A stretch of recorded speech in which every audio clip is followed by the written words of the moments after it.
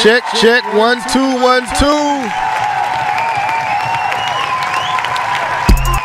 What's up, what's up, what's up? I don't know what's going on with my stuff. But welcome to the show. This is the Live and Level Gamers podcast. I have my boy, Mr. Norris, in the building. What's up, Keith? What up, what up? What it do, what it do? Nothing much, man. Nothing much. We in space? Are we in space? we here, I know that much. But welcome to the show. Trying to check something to see what's going on with my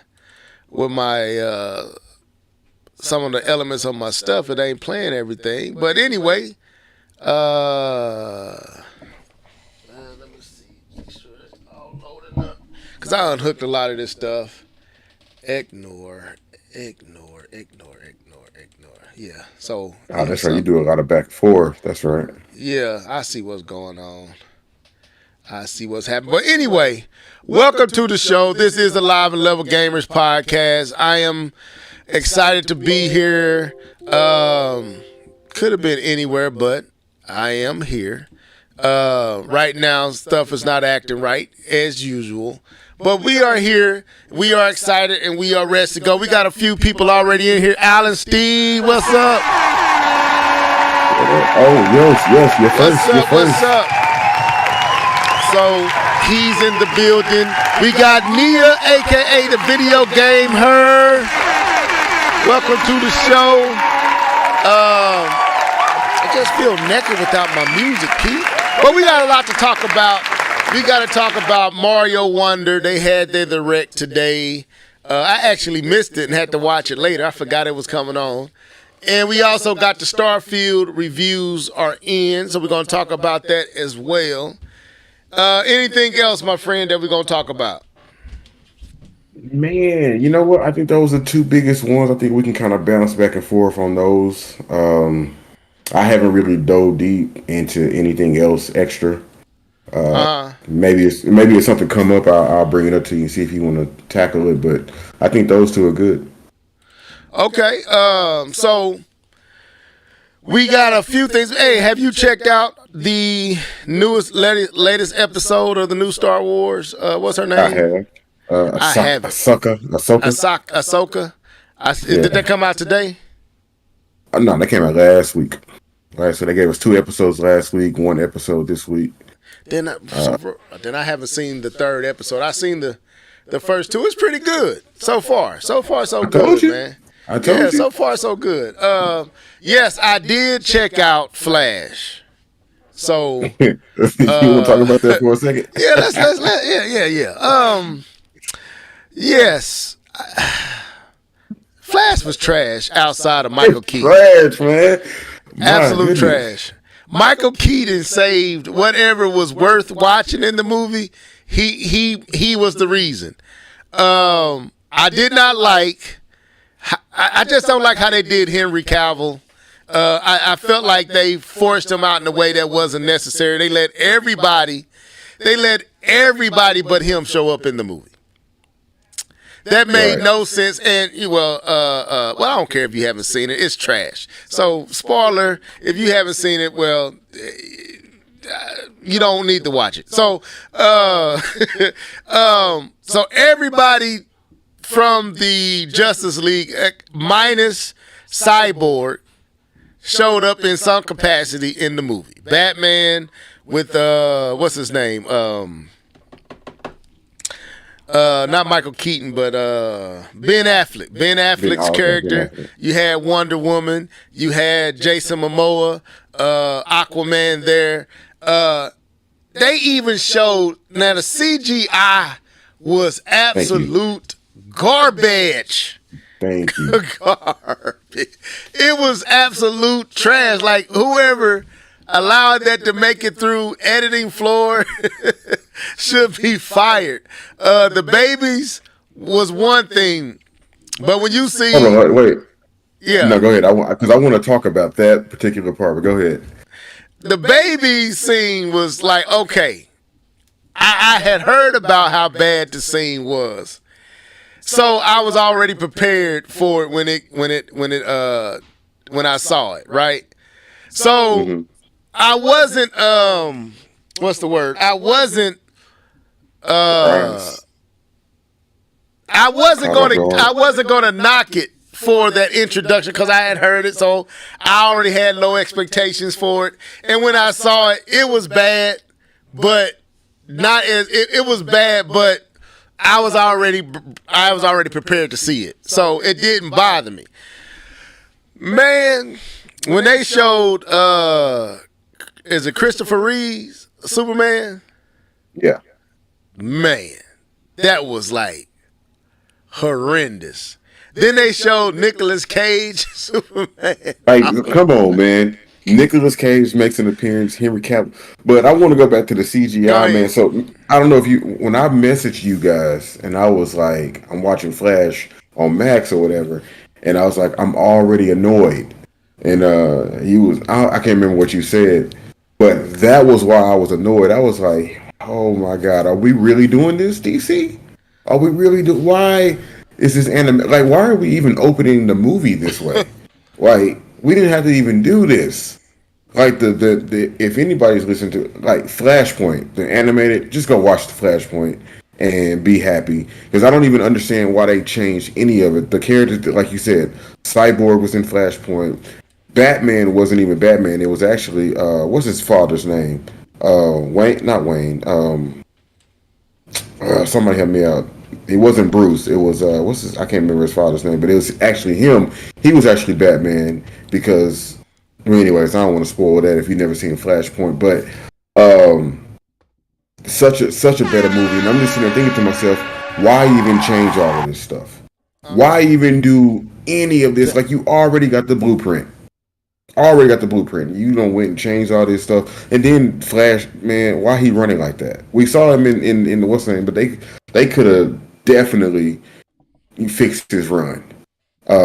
But I mean, it had its moments. It at some points, you know. I think every movie has their moments where it's fun to watch. I was watching it with my boys a little bit when he was running, but yeah, I cannot even believe that this is the movie that everybody's like, wait until you see this movie. We waited, we seen it. We don't trust you no more. Anybody that said wait until you see this movie, I don't trust you no more. Yeah, it was it left a lot for you to be desired. Can you hear me? Yeah, yeah, I'm having some issues over here trying to get this right. Can you hear me now? I can hear you great. Okay, so yeah, a lot of stuff happening on my end. Y'all just bear with me a little bit so I can figure out why everything is acting up on me. But anyway, if y'all can hear me in the comment section, let me know if you can hear me. If I'm not coming through, let me know. I'm trying to fix something over here, just not looking right on my screen. But yeah, so it was to me. It to me, the Nicolas Cage was the deal breaker for me. I just could not see how do you bench the best Superman we have ever had. I love Christopher Reeves, but I'm sorry. Batman, I Yeah, mean Superman with Henry Cavill is the best Superman we have had. Man of Steel is the best Superman movie we have gotten out of all the Superman movies. It's the best one. I don't care what nobody say that it wasn't realistic or that it's not Superman. To me, if you give a person Superman's powers and he's learning his powers and a person equivalent to his powers come to Earth to fight him, that's what's going to happen. yep. So I don't care how anybody feels. Superman was learning how to become Superman. He was learning how to save the day. So in learning how to save the day, you got to fall off the bike a couple of times before you get the ability to ride the bike right. So don't get mad when he knocked down buildings and people died. That's what I would believe would happen if Superman was a real person. So for me, Man of Steel was absolutely ideal for what the introduction of Superman should have been. Wonder Woman came up. They had two good movies. I think people just hated on Superman because it was DC and it wasn't Marvel. And Marvel was on a hot streak at that time. But in my opinion, Superman, and I know K-Bum was not here because he would emphatically disagree, but that's why he's not here. So you see how my points get out so much easier? Because the counterer, the contrarian, no, let me stop doing it. But we got Smash Brothers stuff. Yeah. All my everything is not on. I gotta figure out what's going on. But so for me, that's to me, to have Nicolas Cage, which we never ever saw a movie of. He never made a movie, did he? No, they to see Nicolas Cage but not Henry Cavill was absolutely unadulterated. I mean, absolutely, that's trash. That was that's what broke it for me. That broke me too. We might as well have seen Marlon Wayans as Robin. He might as well have made an appearance too. Yeah. K-Bum, video gamer said K-Bum fight back. He ain't here. He may jump in the comment section, but I'm not gonna do that. K-Bum, laugh out loud. It's a family vacation. Oh, so he's in the K-Bum was in the comment section. Oh, I'm guilty. Yes, he can't come back, so I can say what I want to say. K-Bum, Superman, Man of Steel is one of the best comic book movies to live adaptation in the game. Even though it wasn't a Marvel movie, it's up there with some of those Marvel's movies. It's better than all the Thors. It's only best by the original Iron Man, all the Avengers, and maybe the first Doctor Strange, and I would say the Spider-Mans. All the rest of them pale in comparison to Man of Steel, in my opinion. With that being said, anything else on that, Keith, before we go on into what you've been gaming on? That's going to be a part for you by yourself because I haven't gamed on anything. But go ahead. That's gonna get spooky on this part. No, I just say this. I'm hearing good things about Blue Beetle. So me and the boys, we might actually go check that out. We might go check out Blue Beetle. I'm hearing some good stuff about that one. Okay. I don't know how it fits with everything, or if it's supposed to, but I'm hearing that it's pretty good. Okay. Hopefully I found the right load up. This is my Studio One was acting crazy. So what we're gonna do is go into what you've been gaming on, and we will be back here in a second. Let's go. Yeah. You know what time it is. It's time for what have you been gaming on. Sing it, folks. Let's go. Hey. What you been gaming on? Keep going with your What you been gaming on? What you been gaming on? What you been gaming on? What you been gaming on? What you been gaming on? Gaming on, gaming on, gaming on.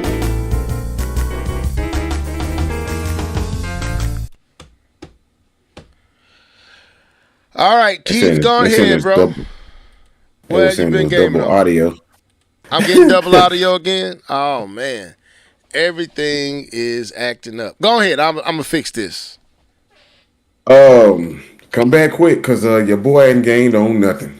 My heart is one of the placing games. I just been working and doing some high level IT work. I just haven't had time to actually game on anything. But it's a good time to take a break because we got Starfield coming out, Alan Wake, Super Mario, all these games that I want to play coming out. So it's really not a good time for me to really try to start anything. So I haven't gamed on anything. Okay. Let me know if that double audio is gone. Hopefully that fixed it. I'm just going to have to reload some stuff up when we do it the next time. It was just a song. Okay.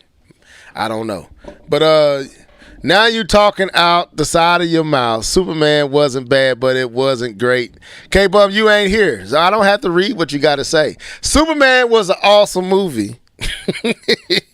And K-Bum could do nothing but type in the comment section. The only way he can get his voice in is to jump on the cast, and he with his family, so he better not make his wife mad. So K-Bum, type away. Type.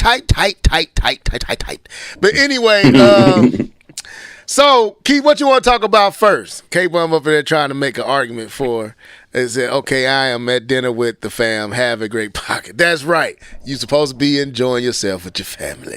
Anyway, so Mario. What we want to talk about first? Okay, Mario. Yeah, I'm eager to hear what you have to say, because I remember when you originally saw it, you were kind of like the aesthetics. You wanted something better or whatever. So I wonder after watching this direct, did they change your mind? Did they say, hey, you should go buy this game day one on October 20th, 2023? Yes, they did. So I want to be. See, this is what I can't stand about Nintendo, man. Let me hold up. Let me do something, because I don't want them. I just wish I could just show the stuff without. They just get on my nerves, man. But anyway, so for me, yes, they did impress me. What I don't want to show it. No, stop. All right. Ooh, Keith, we about got ninja'd. That will be playing on the edge every time Nintendo do something. He is on the edge. Don't play nothing. I'm not playing it. So okay, so now I gotta watch it again to give you a more thorough position. But seeing it and watching it today, I mean, it's typical Mario. Don't get me wrong. It's typical 2D Mario, but I did like the twist on the Flower Kingdom. I did like the power-up. I'm still trying to learn everything, but they didn't show a lot, but they showed enough to make me feel like, oh, okay. They have done some interesting things to make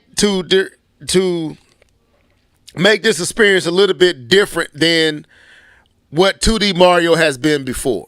They like a lot of the new different new enemies that they have introduced, like the drilling flowers, the dudes that swallow you. What was the other one? I'm trying to get to some of these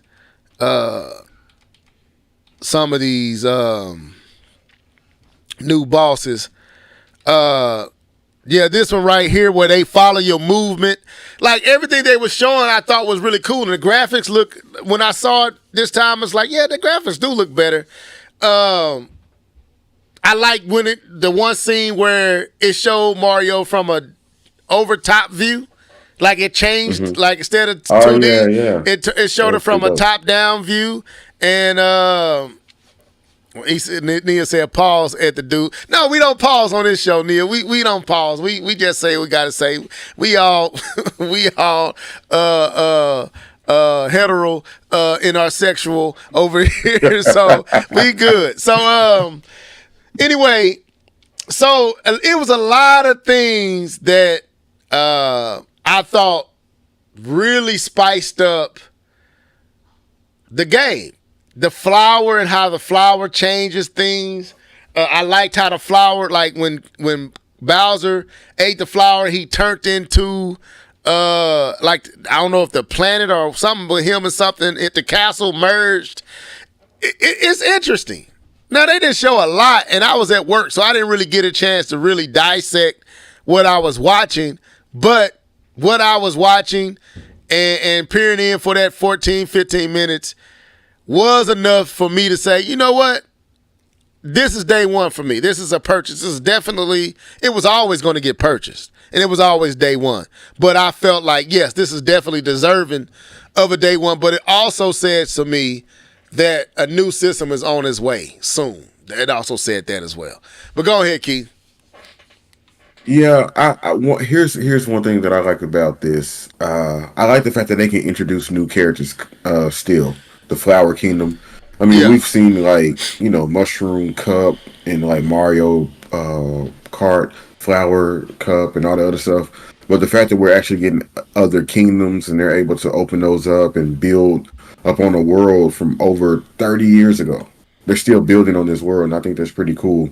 Um, so what's the guy, the Prince of the Flower Kingdom? I think that's yeah. I pretty couldn't think of cool. his name. I didn't write Prince none of this down. Florian. Yeah, Prince Prince Florian. Florian. Yeah, that's it. Um, so I think that's pretty dope that they can continue to build up on this game. What I didn't like is when they mentioned that all the characters play the same outside of Nabbit and Yoshi, or the Yoshis. I was like, I kind of wish the characters played a little different or had their own little spin. I get it, it's a party game. Everybody's supposed to be doing their own thing. But I would like a more reason to say, a better reason to say, hey, I want to play as Mario because he's X, Y, and Z, or Luigi because he's X, Y, and Z. None, basically, they're just palette swaps. Yeah, I mean, Um, I'm gonna say when he said it, I was shocked, but at the same time, it didn't bother me. What I did like though, because I have girls, is they give you three options of female characters. They give you mhm. Daisy, they give you Peach, and then they give you uh is it Toadette. Toadette, or Toadette, yeah. is that how you say it? The girl Hmm. Toadette. So Yeah. me having three girls, I really appreciated the fact because my girls argue over playing the girl characters because most Mm. games don't give you enough characters that are female. And so, like, that's why they don't like playing Ninja Turtles because it's only one April O'Neil, and they all want to play April O'Neil. They don't want to play Raphael or Leonardo or Donatello or anyone else. So they tend to opt out if they can't. And then when they play Mario 3D World, they all want Princess Toadstool. So when they announced that they had female characters, I was like, yes, because this is going to squash an argument because normally you don't have this problem in a playing game because most time it's more boys than girls, but I got all girls, Hmm. so now I appreciate that. So I guess because of that, the whole not having any difference between the characters and their abilities, I kind of let that slide because they gave us female characters. So I'll say that's probably why I wasn't tripping so much is because of that. But go ahead. Okay. Yeah, that is pretty dope, and that everybody gets a avatar basically. Some other some other new things. 'Cause I mean, for the most part, the main gameplay is Super Mario Brothers. Like Right. I don't feel like I need to go into that.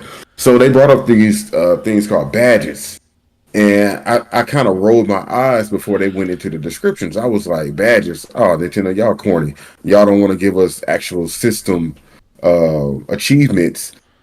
So I thought that's what they were going into.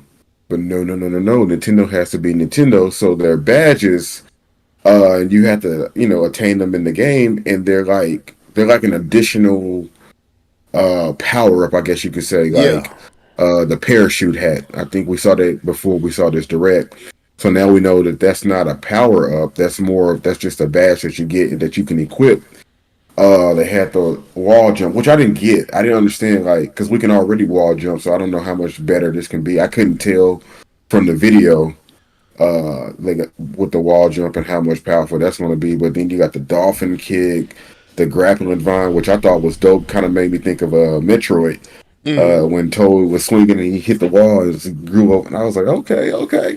They got the safety bounce, which is pretty cool, especially in the later levels. It's always lava in the later levels, which is pretty cool. Coin magnet, so on and so forth. But anyways, I think that's a pretty good.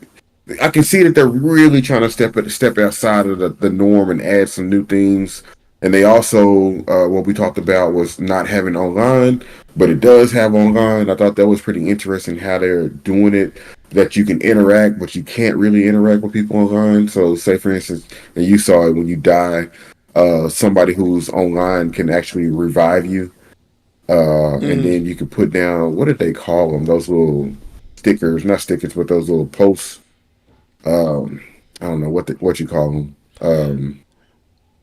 I'm not Checkpoint sure. flag or whatever. I'm not I think sure. it's like a checkpoint flag or something like that, where um, when someone dies after they pass that thing, they go right back to your checkpoint that you put down for them. Oh, Because okay. let's say, because there might be like a hard portion that's coming up, and you Uh-huh. can put something down for safety, and they can always come back to that point. So I thought that was pretty dope. So they're trying to evolve the game without trying to change the core concept of the game of having local uh, multiplayer co-op. So I appreciate the things that they're doing.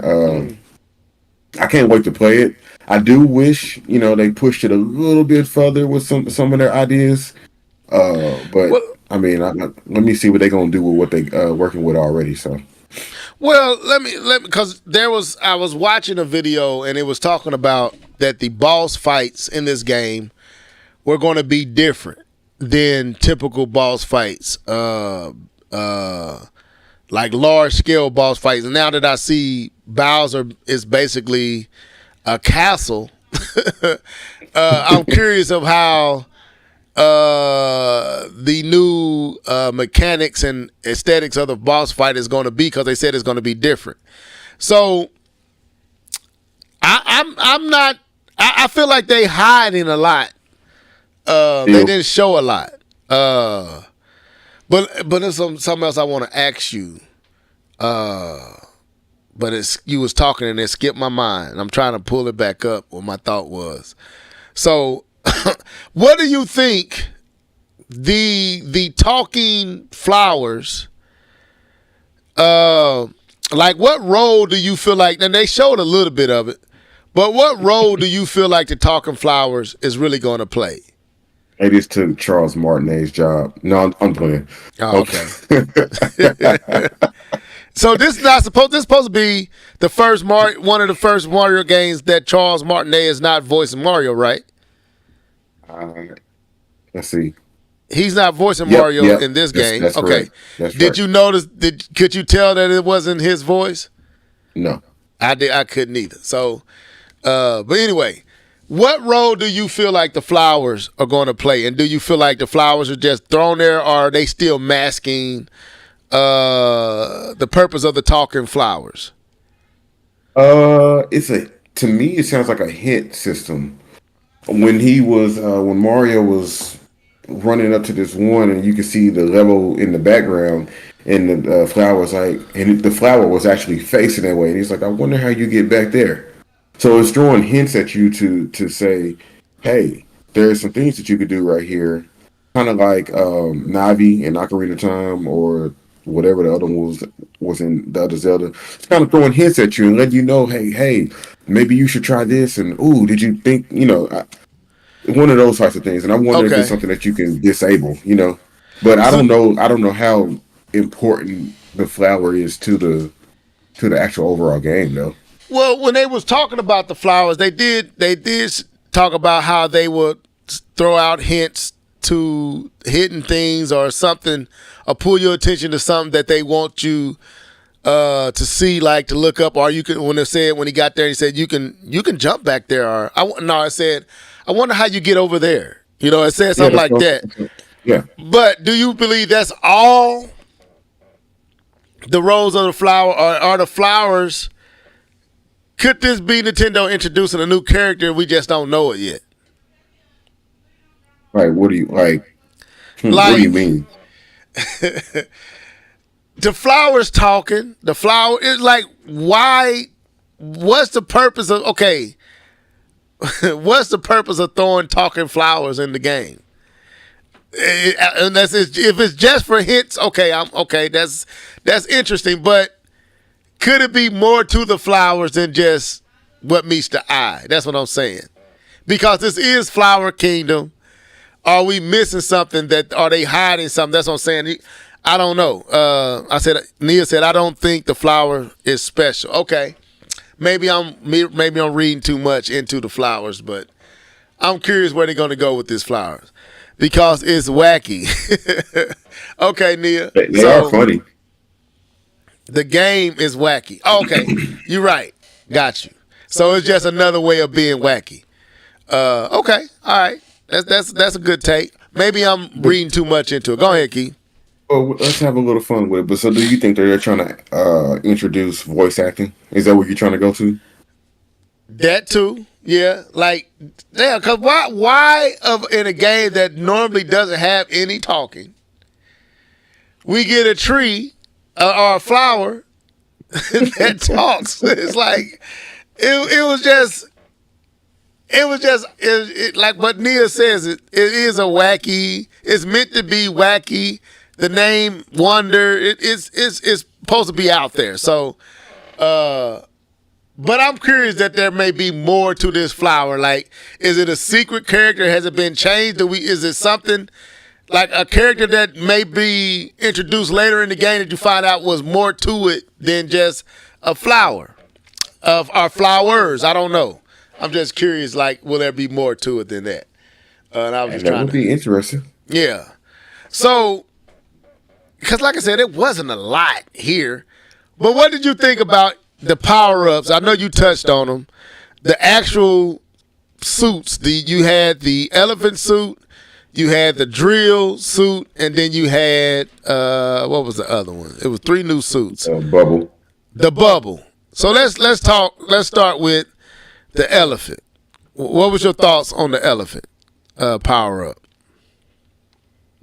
I assume that that's what they was going to do with it when we first looked at it. After I thought about it for a while, I thought it was going to be something more. I don't even know why an elephant though. That's what I would be more curious about. Is why an elephant? But I like the large, powerful. And then the fact that he can use his trunk and blow things around, because it's kind of like the Tanuki suit, but a bigger version of it, right? Yeah. And then he's still swift in a way. So I think it adds something to it. I just don't know how much when you think about the core gameplay of Mario, right? But the drill, I'm gonna skip to the drill because I don't really have. Well, do you have anything to say about the elephant? For us? Yeah, the elephant suit wasn't as in depth as I thought it was going to be. Right. I mean, I do like the fact that he can swing his trunk and hit people. I do like the fact that you can hold your air underwater. That was kind of dope. And I do like the rush. I think it has a rush ability to it, like a stampede type ability. But I thought it was going to be more than that. But maybe there is more to it than just not. So I do like how the elephant suit looks. Yeah, it looks good. But I thought it was going to be more in depth with the powers and abilities that it has. Let's go to the bubble suit. I feel like the bubble suit is, I don't know. I don't know how I'm feeling about the bubble suit. I think that was just like y'all running out of ideas. Did you? Yeah. The bubble suit seems pointless to me. It wasn't nothing special. I mean, I like the fact that you can jump off the bubbles. When I was watching it with my son, because I showed it to him, he thought it was pretty cool that you can like shoot 2 bubbles out, and he saw Mario jumping. He's like, "That's pretty cool." Okay. But I've seen that type of element without the bubble suit. So for me, because like you think about like Mario Galaxy, and he had the cloud suit or whatever, and he twisted the thing and he made a cloud and he had a platform. So I've seen the platforming built. I don't know. I wasn't that impressed with the bubble suit. Me either. And I feel like we at a stage to where with these power-ups like the elephant, Mario turns into an elephant. Or the Tanuki suit. Mario puts on a Tanuki suit. He puts on with a tail or the cat suit. I feel like some of these power-ups can be animated a little bit better than just his suit turns purple or when he get the fireballs, his suit turns white and like why can't he turn into like a Mario engulfed in flames? Super Or Mario. like okay, I'm just thinking about it. Like we had a graphical place to where some of the simplistic expression of Mario, and don't get me wrong, this just just to draw this out a little bit longer because it wasn't a lot here, and I can't play it, and that's what's making me mad because I can pull more out if I could play the video. But like okay, remember in '64 you had the metal suit. I forgot what they called it.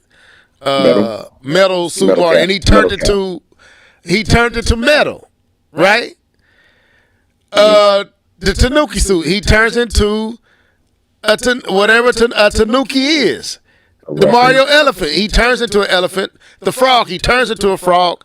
With Cappy, he turns into wherever Cappy landed on, he turned into it. My thing is, like, with the old power-ups, the fireball, the, like, I feel like some of these need to be redesigned to really take advantage of where we are graphically and capability with these platforms. Why can't the fireball be Mario engulfed in flames, like engulfed in a flame, like almost like the new Disney movie, what was that, Elementos, how they look like Mario turns into a flame, like his face turns into a flame and he spits out flames. Or You know what would be fire though? Yeah, go ahead. If we take that idea engulfed in flames, but let's say they kept it the same. You know, you touch the flower, he turned his suit changed colors or whatever. But then let's say you touch another item. I don't know what item it is, and it enhances the fire. So now he's engulfed in flame because now it's like fire flower plus such and such. You know so what I'm saying? Or ice basically, flower. fuse. Yeah, basically, like you fusing Basically, these fusing items powers. together. Okay. Yeah.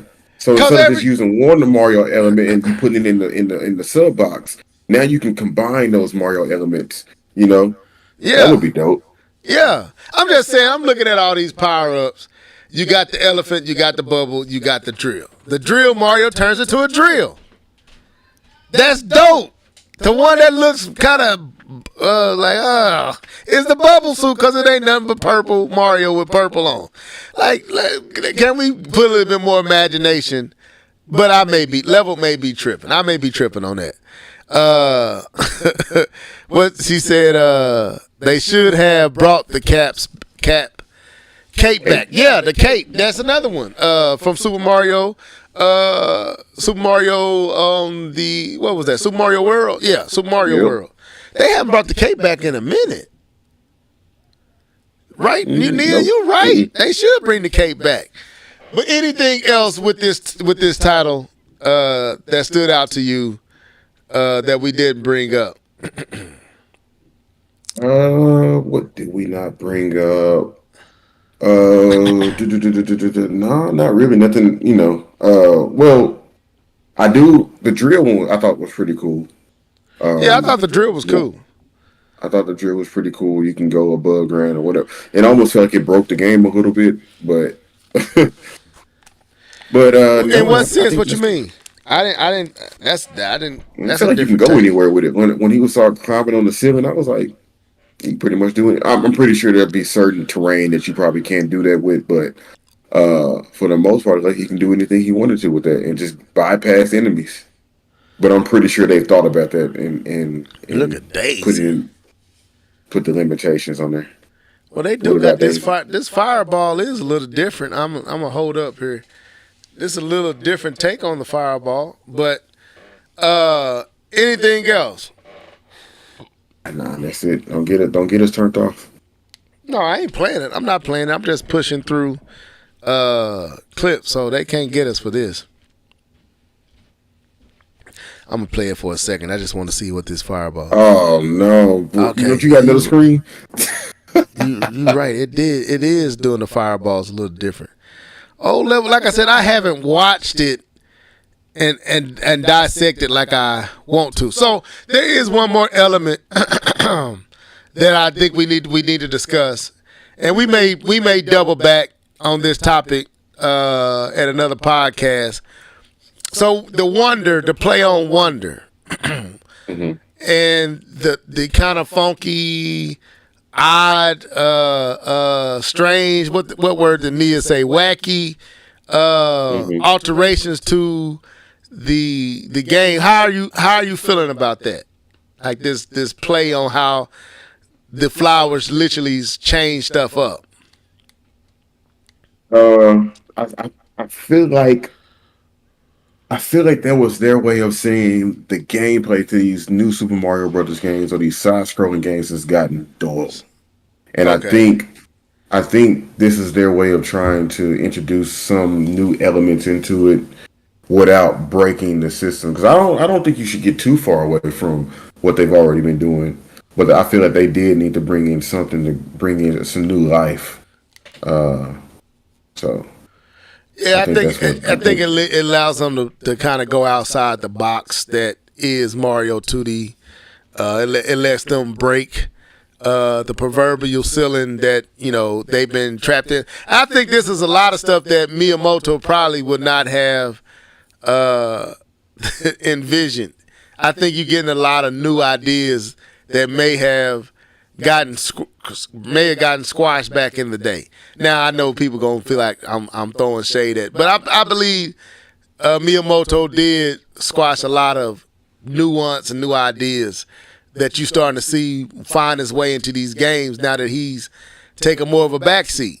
I don't think I feel like people really need to notice that Nintendo is adding a lot of new ideas to their titles. Like we all know that if it was up to Miyamoto, we would never got a Breath of the Wild or Tears of the Kingdom and all the stuff that was going on in that game.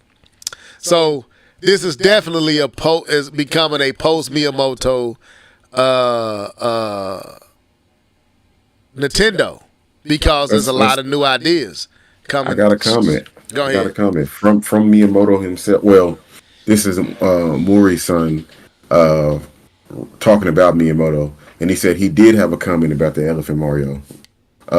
He said it was a let's see, it was a phase where we still had a tentative visuals for Elephant Mario, and we had plans to adjust the visuals already. But he had come and taken a look before that, and he gave us the sharp comment that this doesn't look like a Mario character. Along the same topics, there was an idea how Elephant Mario sprays water. He came and said that if an elephant was actually spraying water, it wouldn't move that way, and that was an example of feedback he gave us. And this was from IGN. I think they did. I don't know if they did an interview where Ryan McCaffrey wrote this article. So yeah, So he actually did comment on it and said he didn't like them. Basically, he didn't that's like what I'm the saying. Elephant Mario. Right. And so in the game, does the elephant have to spray like an actual elephant, or would we even care? That's my point. Like I see But I a think lot of. Go ahead.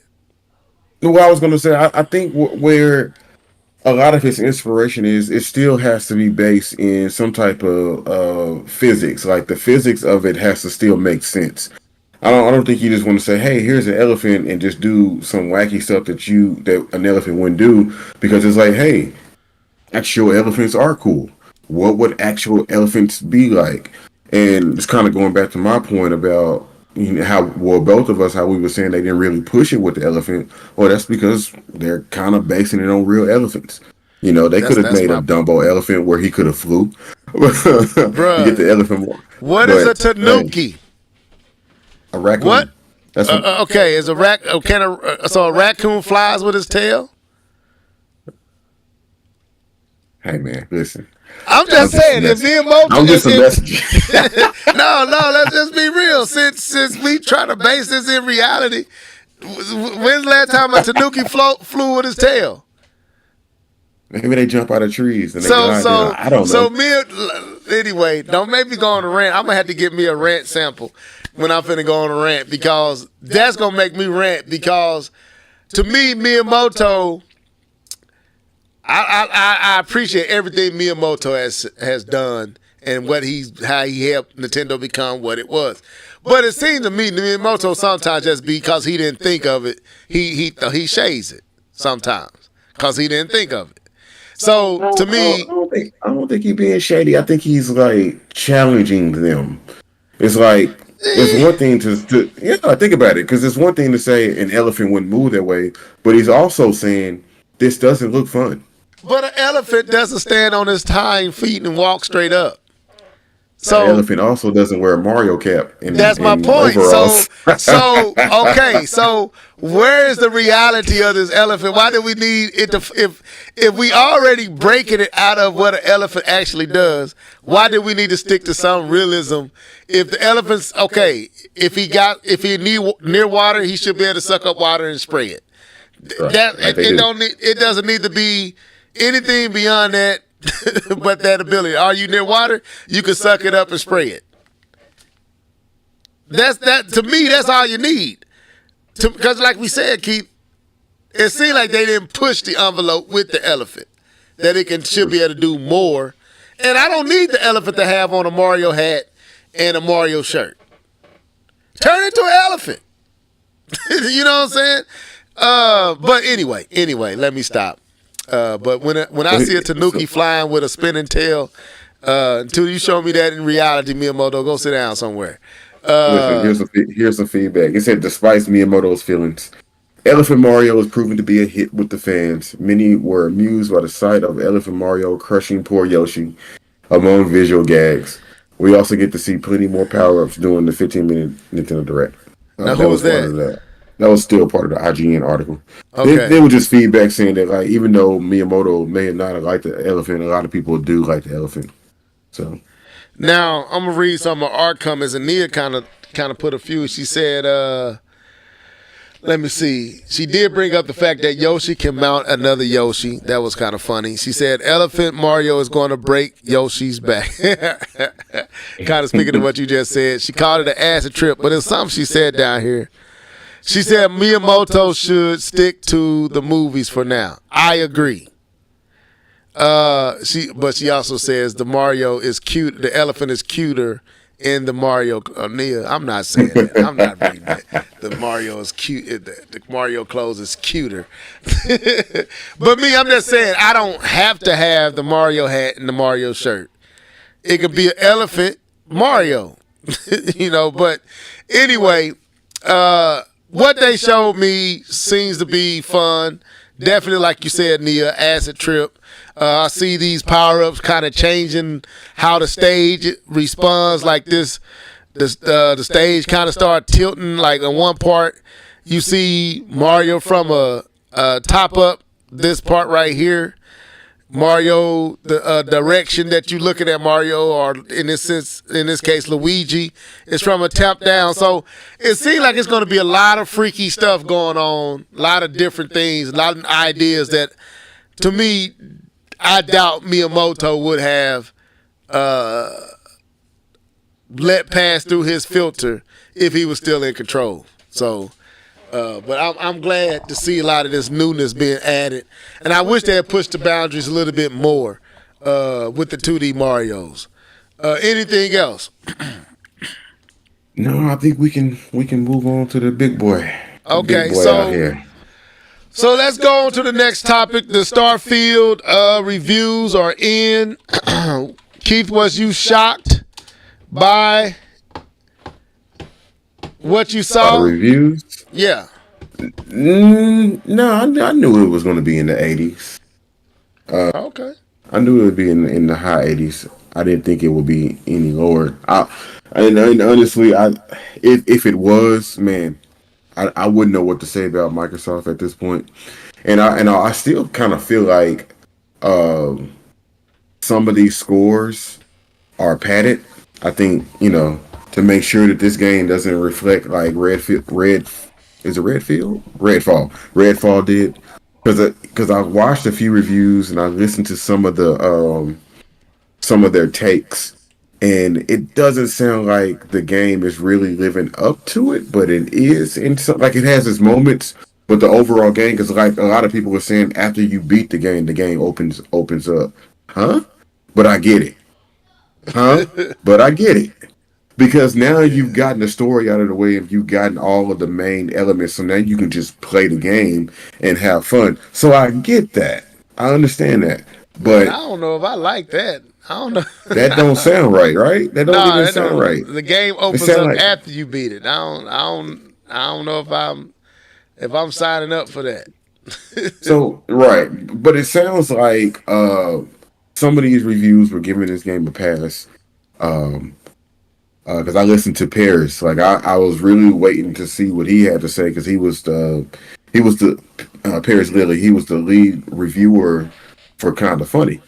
So when he opens, he's talking about, oh, you're gonna want to buy an Xbox for this game and yada yada yada. And it was really like he was selling it like he was on the Check. Xbox cast or whatever.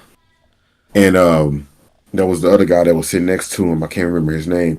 But he was like, not for me. He was like, no, this game didn't do it. And he was talking about how janky some of the menus and the controls and the inventory system and all these things that like Paris didn't even mention, right?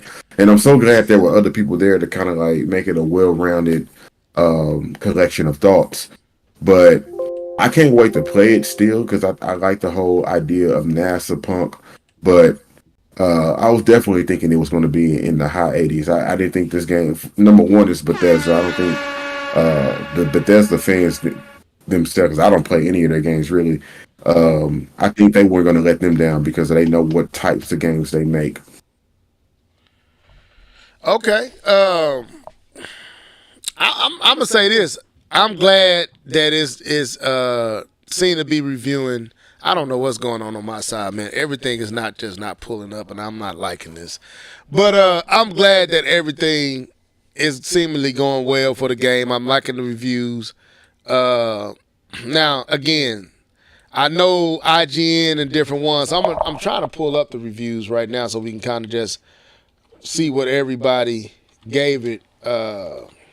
Which one you want to go to? Metacritic? Metacritic? I'm actually on OpenCritic, but you can go to Metacritic. Okay, we go to Metacritic reviews. I'm gonna pull it in. So right now it's sitting at an 87 on Metacritic. 51 critical reviews. Let's look at these. So Xbox Addict gave it 100. It says Starfield in a nutshell. Everything is needed. Everything it needed to be. Starfield is in a nutshell everything it needed to be and much more than we could have hoped for. That's coming from IGN Spain.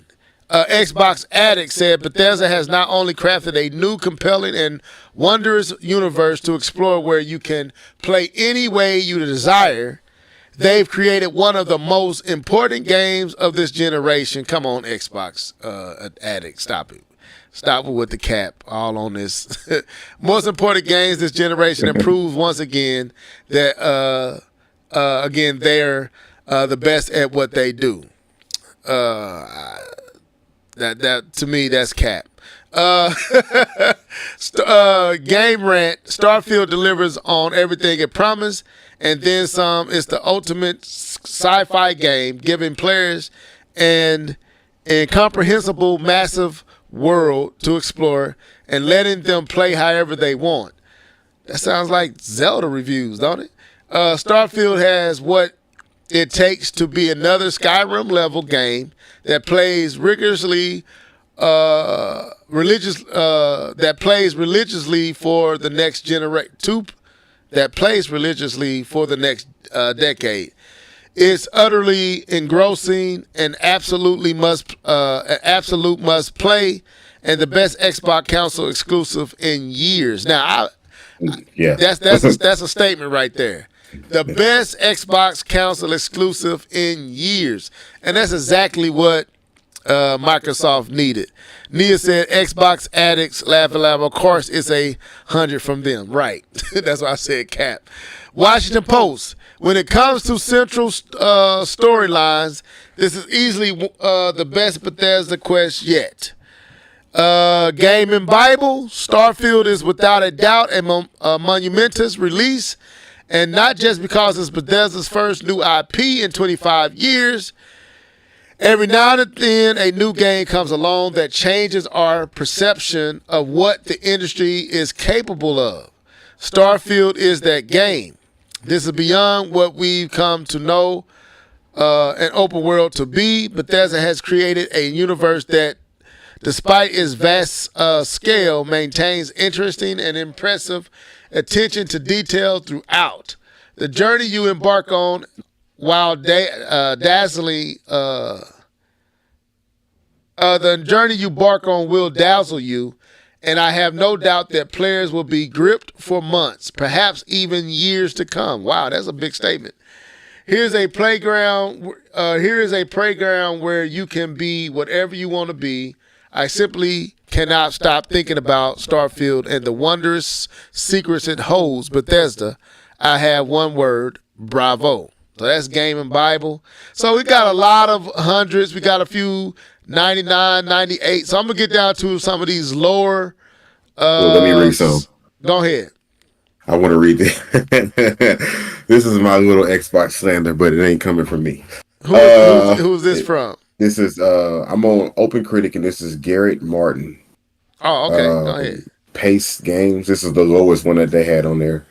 And this is not me trying to.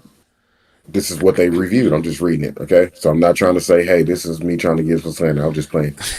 Because I can't wait to play it for myself and give my own opinion. None of this affects my joy or wanting to play this game or whatever word I'm trying to look for. Anyways. Yeah, Keith. He messy. Keith messy, Neil. You're right. Playing Starfield makes me want to play games that explore space and games that were made by Bethesda. But it doesn't make me want to play Starfield. It tries to give us the universe, but it's so weighed down by its own ambitions and fundamental lack of inspiration that it can't even get into orbit. I'll read one more. Saudi Gamer gave it. Okay, I'm sorry. Garrett Martin gave it a 5 out of 10. Saudi Gamer gives it a 7 out of 10.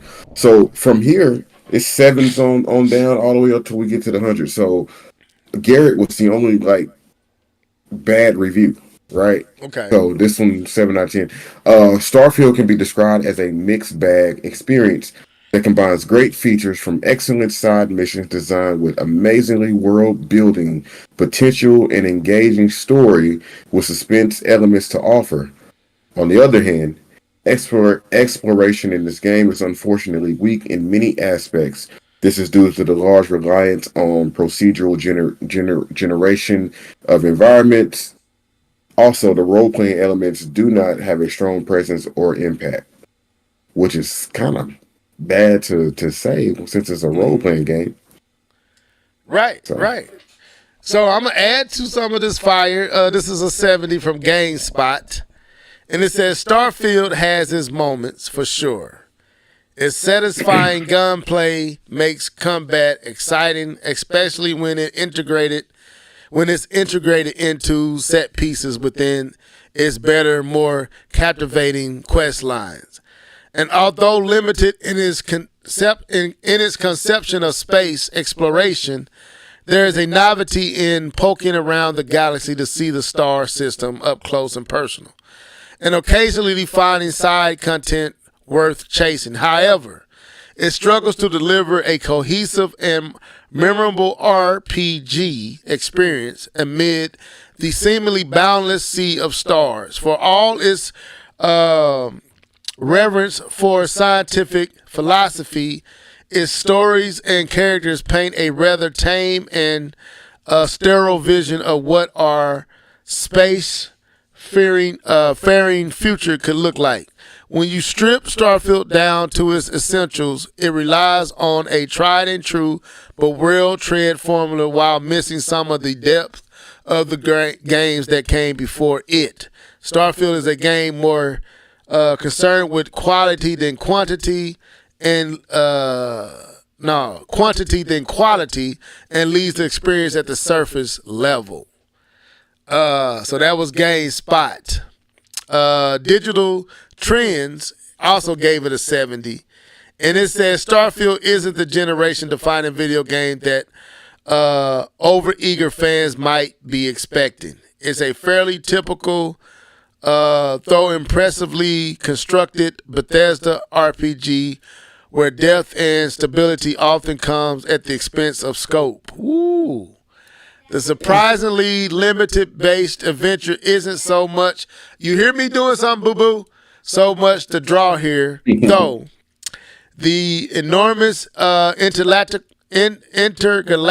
playground feels custom made for modders who want to explore the infinite possibilities of space just as much as Constellations and Bethesda itself.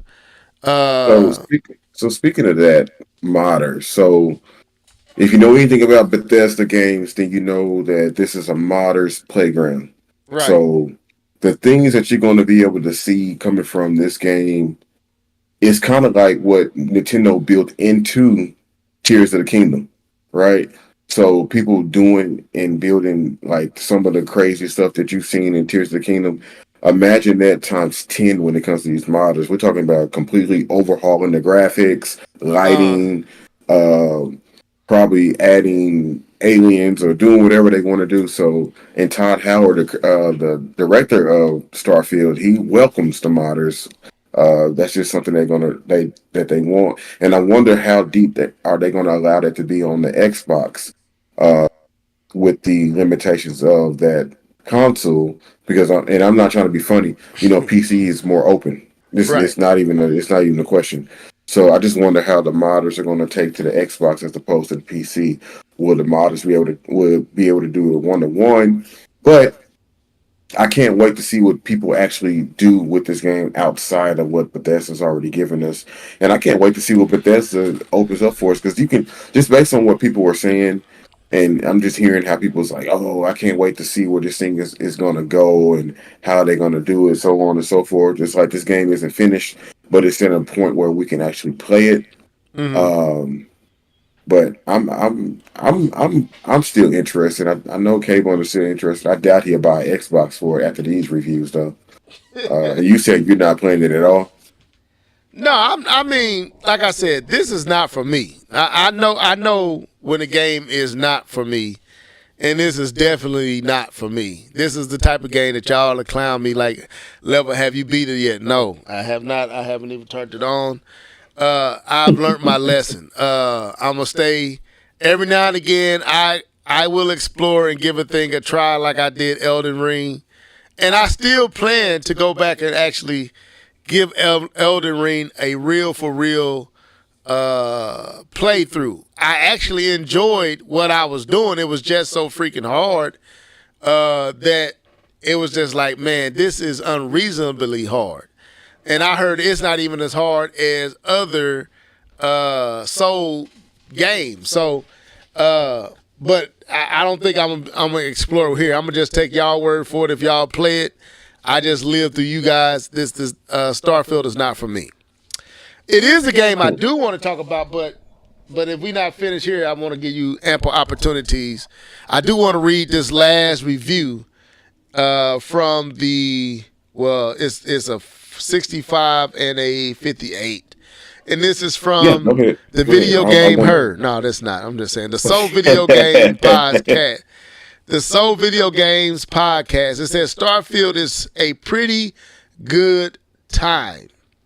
It's basically Fallout 4 in space with some sci-fi and some procedural generation. Procedural generating. I think it should have said generating. So basically it's saying it's Fallout 4 in space. That was like, wow, I know, because I remember Fallout 4 was getting a lot of complaints. So this is saying it's basically Fallout 4 in space. I think that's Maristration. I think that's how you say that.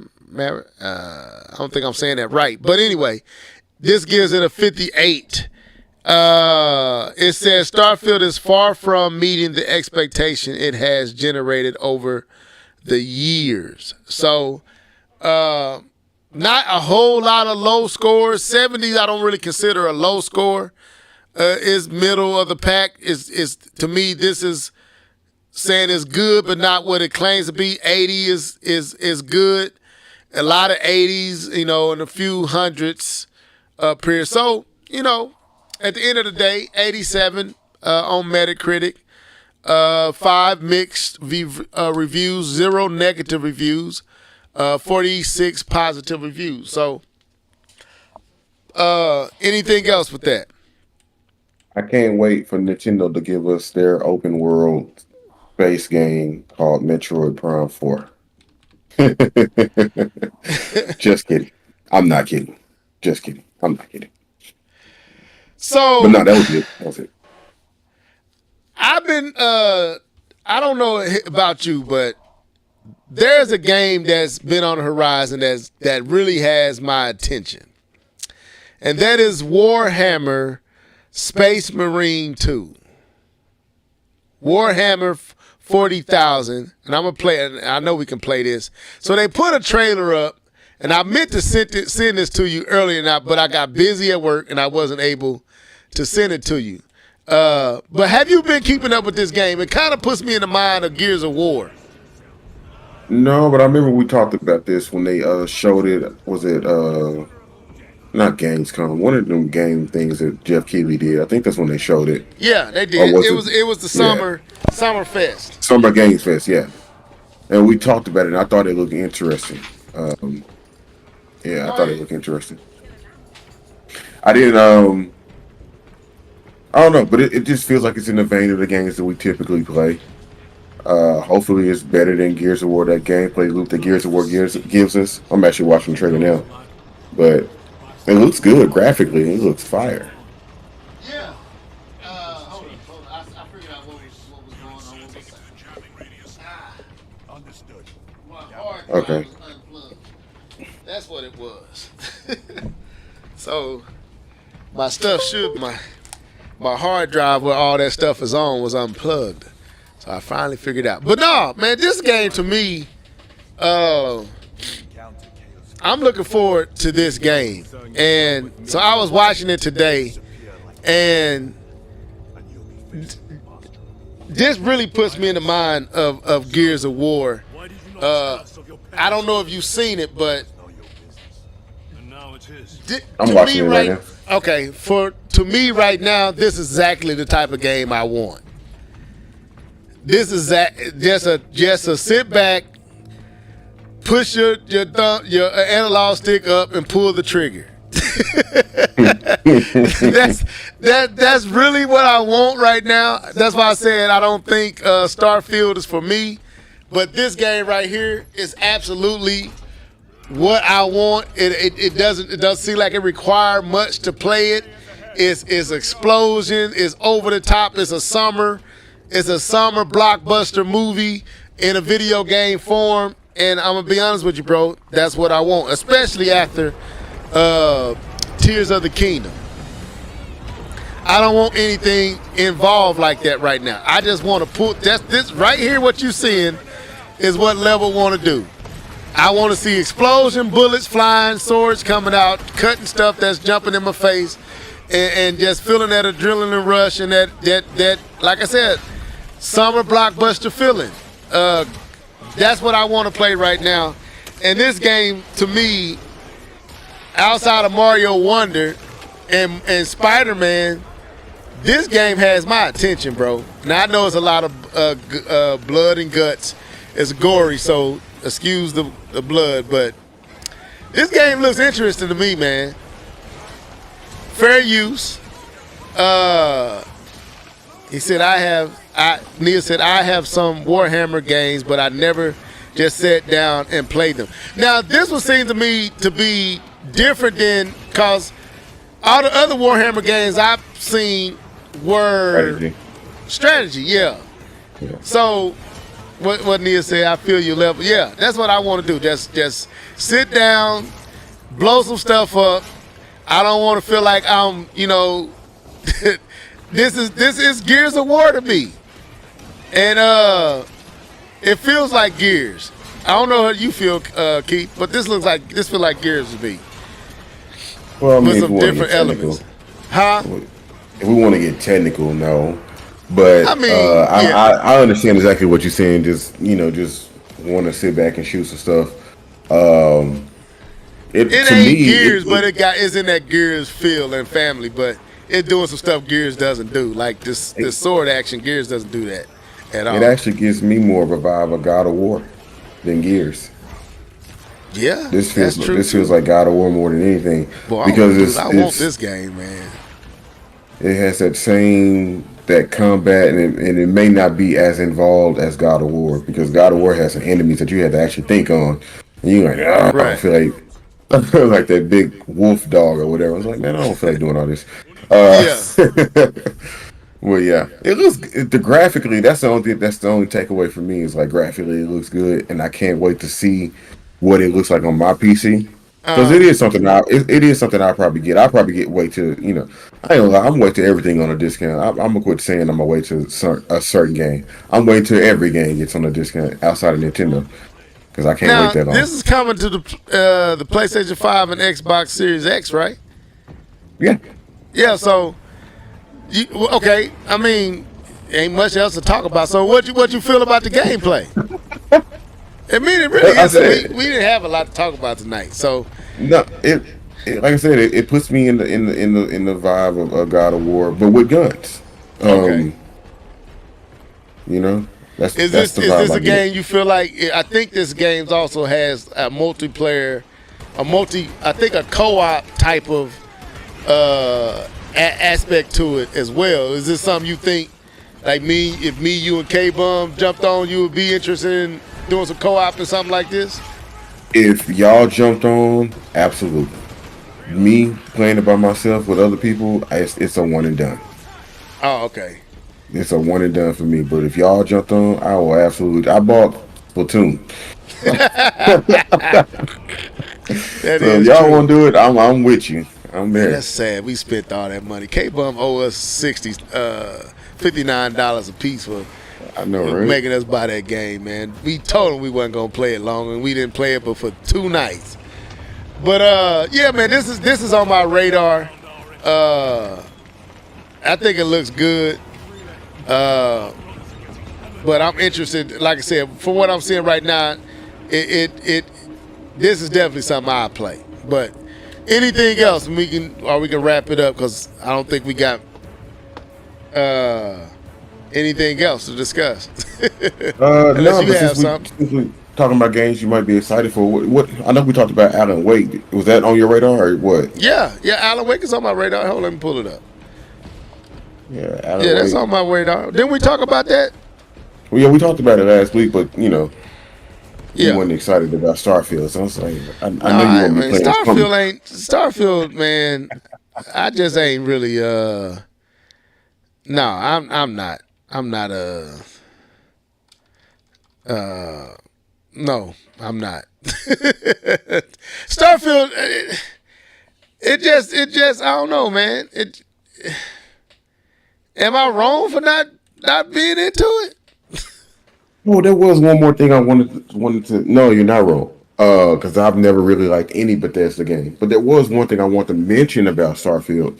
So I happened to watch the Digital Foundry kind of breakdown of Starfield for the X and the S, and the S didn't look bad compared to the X, and Uh it made me wonder how much better would Starfield have benefited if the S version didn't exist? Because I'm just sitting there thinking to myself, like, yeah, okay, it's scaled down in fidelity, and you can definitely tell some differences, but the S is still just as good in regards.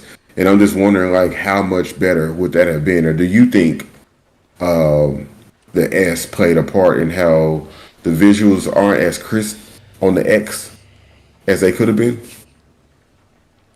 with which with what title again? Starfield. I You should mean, watch the Digital Foundry I haven't video. seen that. I know cause if we be honest, a lot of these games pushing that level of ray tracing and all that type of stuff has relegated it to 30 frames per second. So, because that's the only thing that's missing is a 60 frames per second option in your settings. They're kind of forcing you to play the game because remember we talked about this and y'all told me it was acceptable So I kind of backed off because I was like, man, that's not acceptable. But you was like, y'all was like, with a game of this magnitude, and I know we're not playing Starfield right now. We playing Alan Wake, but we talking about Starfield.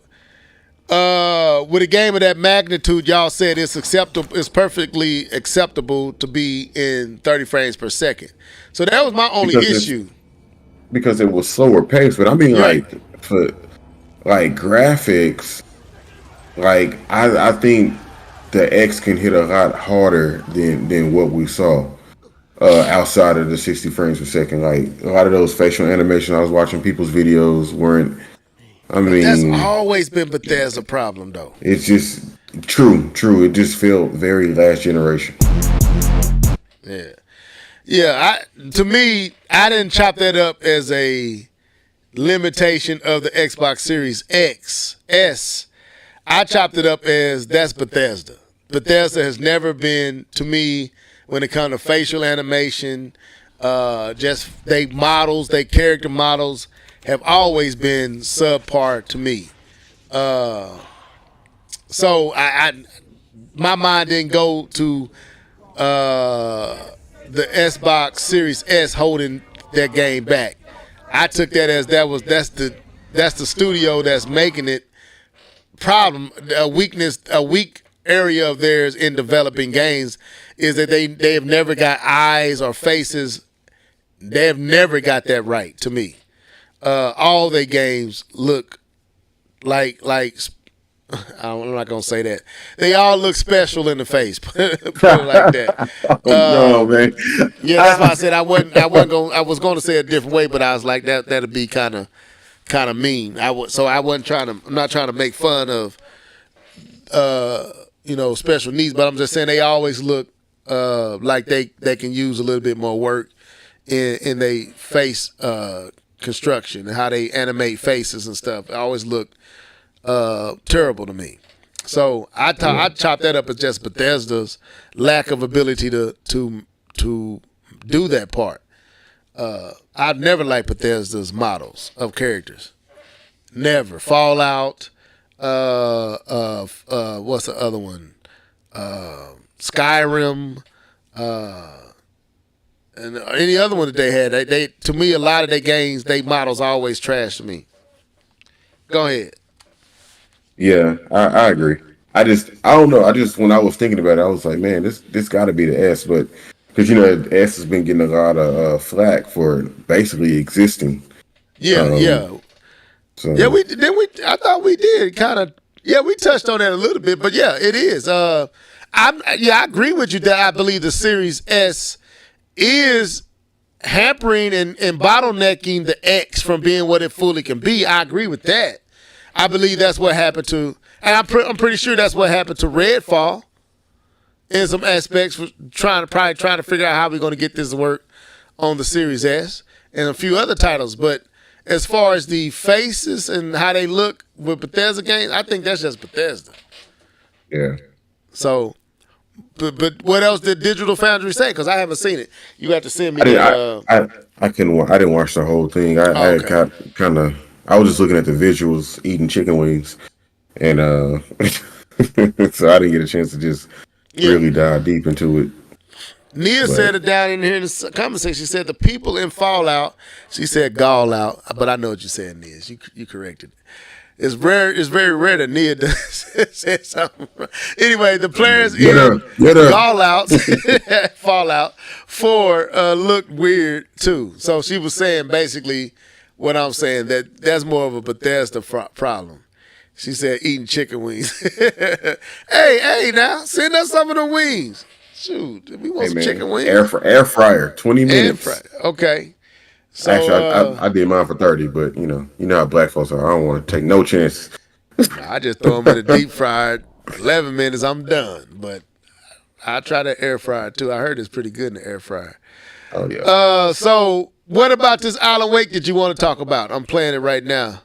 Man, I just think it looks good. I think it's.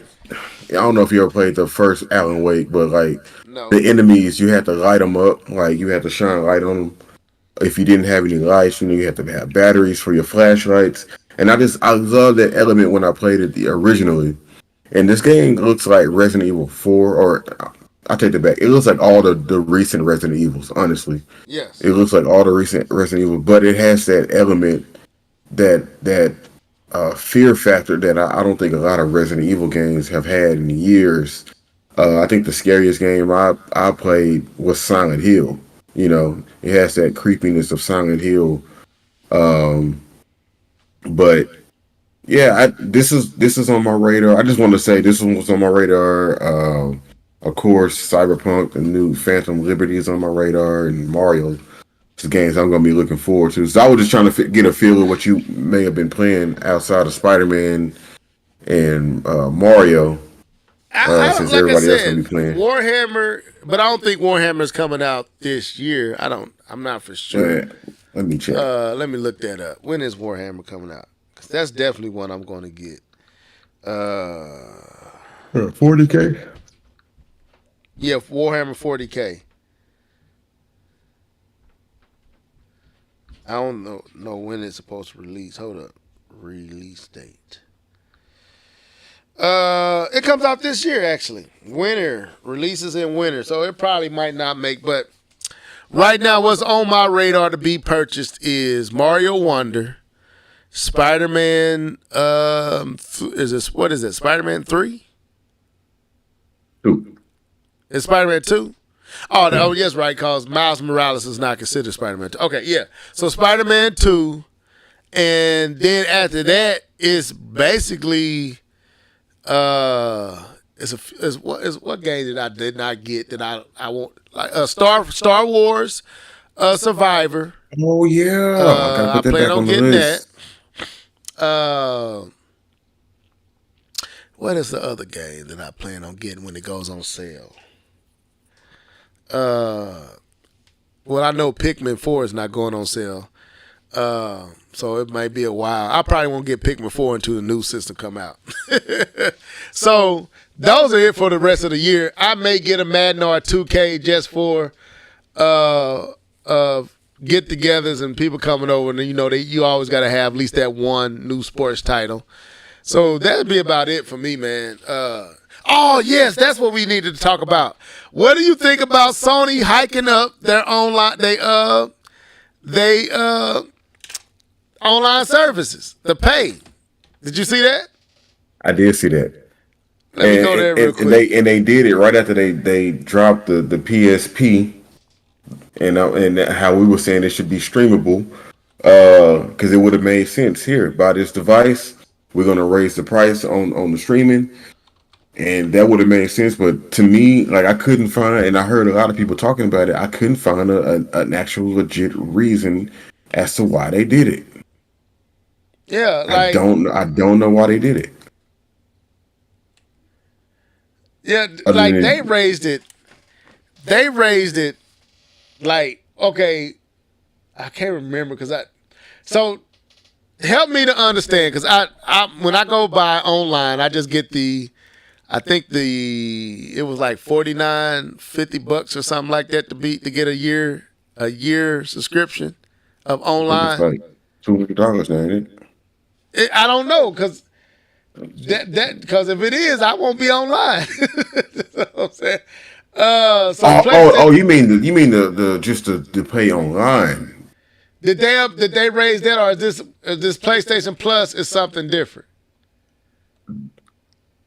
Wait, I thought they raised the price of their streaming.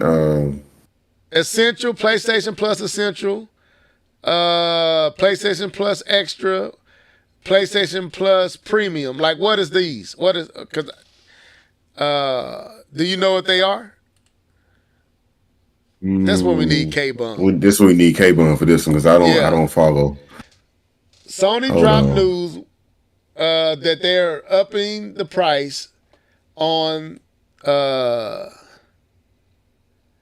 all the tiers. Like right, Nia. So starting September the 6th, we will be increasing the price for PlayStation Plus 12-month subscription globally across all benefits plans. This price adjustment will enable us to continue to continue bringing high quality games and value added benefits to your PlayStation Plus subscription service. So is PlayStation Plus your online? Like, is that how you play online? No, I think this is the being able to download games, kind of like Game Pass. I thought. Okay. I So think. the price, it says this, the price increase is significant for anyone who subscribes on a yearly basis. PlayStation Plus Essential will cost $20 more per year.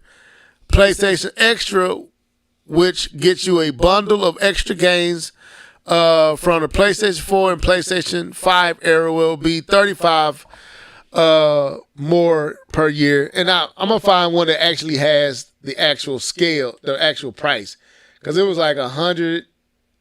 They were like, let me find one that really tells you the. And the premium's going up to 160 from 120. Yeah. So let me find this. So Nia So it says says, this is their online service, like I thought. "Oh, this is the online service." Yeah. Oh, I thought this was Huh. So let me find. I can't follow the way they name their stuff. Like they do a great job naming their consoles, but anything other than that, I can't. I don't understand what y'all talking about. Essential, extra, premium, like none of that stuff makes sense. They may as well have said venti. So so essential is just your regular online. Well, not essential. Let me find this thing, man. I'm trying to find one that gives you the actual.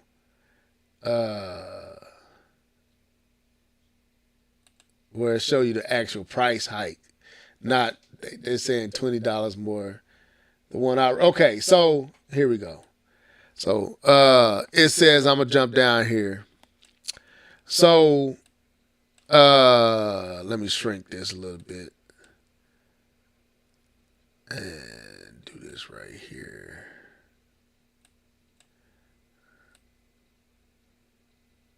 So it says the new prices take effect September the 6th, and Sony Adam Mitchell, Director of Content Acquisition and Operations, says the increase will enable us to continue bringing high quality games and value added benefits to PlayStation Plus subscribers.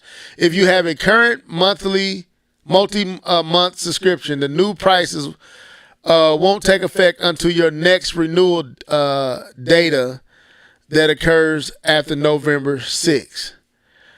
Making any changes to your plan after September the 6th, however, will incur the new prices. That gives subscribers about a week's time to stick another year or more onto their membership at current prices. Okay, so let's look at the tiers and the cost. So PlayStation Plus new prices are $80 per year for Essential, formerly $60. Man, I think that's what I used to get. Then $135 for Extra from $100, and $160 for Premium from $120. So everything is, two of them are jumping up. Everything is jumping up $20, $35, and $40. All of these prices are notable below. Microsoft Game Pass prices are noticeably below Microsoft Game Pass prices, though Microsoft makes its first-party games like the upcoming Starfield available on day one through their service. And only Sony Premium. What'd you say? I don't. Is that true? Let me go to PlayStation Xbox. Yeah. I thought it was I thought it was 19 for Xbox Game Pass. Added on to the online service though. You got to buy. You get the Game Pass and their online service.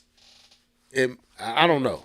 I have no idea. I don't have an Xbox. The Game Pass Ultimate is $16.99 a month.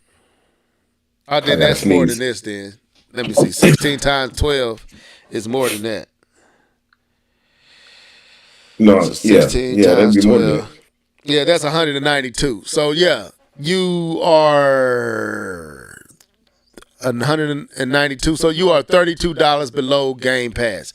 But again, all Microsoft first party is day one on Game Pass, whereas Sony Premium Plan offers the kind of large library of games that compare to Game Pass.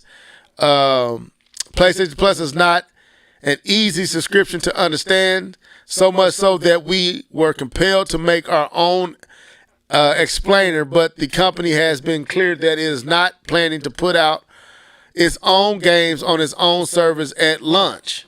So basically, for me, just to be able to play online, that cost has risen to $80 a year. Well, it's just like $6 or $7 a month. Still, what was wrong with $60 a year? I don't So know. this is my thing. It's kind of like the government, you know. We're gonna take a little bit here from you, a little bit here from there from you, and it seems small, but when you add it all up, you know, you take an extra $2 from somebody, you add This all is my that up. thing, though. You using my internet. That's too. You using my internet to give me access to internet. So all you doing is putting my internet being able to be used on your game platform behind a paywall. Pretty much. Well, I mean, it's kind of let's think about Netflix or any of these other streaming services. Yeah, I think at this point we gotta get over that part though. That they're using the Comcast or whoever you got that's separate. Cause like Max, Netflix. Okay, but Netflix is giving us movies, new movies. We don't have to pay extra for those things. We paying for the service of having all these movies at our disposal to stream. If I just want to play online, I'm already buying the game. So I don't care about if I just want to play online, I don't want any free games. Should I have to pay $80 just to play online with my friends? Give me a tier that's just online. And the reason they're not going to do it, because they know probably half of the people will just do that. I just want online. I don't need like with Nintendo. I don't need your Nintendo games each month. I don't need none of that. Just give me online. Just let me play with my friends. Give me a price for that. $10, $12 for my internet service to be accessible on your platform so that I can play online on the game I just purchased. You didn't even make this game, Sony. You didn't make this game, Microsoft. The last time I checked, Take-Two made, 2K made NBA 2K. They have online services. I want to take advantage of the online service. You don't even do nothing to help them online. So that's them. They run it. It's their cloud. It's all their stuff. Why can't my internet connect to their services so that I can play online on their game? This is whack, I mean, man. I agree. I agree. That's why I was really hesitant when I got that Nintendo. I don't even know if I still got online for Nintendo. I never used it. I use it for playing with y'all. I never went back to use it. I didn't play it on Mario Kart. I didn't do anything with it. I never cared. I never cared for the idea. Now, if it was free, I probably would have been playing it. Right. And I paid for it. That's the logic right there doesn't make sense for me. But it just I don't like that. I don't like that. I don't like to be in. I guess because I didn't want to get happy with it and start keeping it. Like I'm gonna pay for it again. No, I'm good. Fell off. But anyways, shouts out to LT 1984.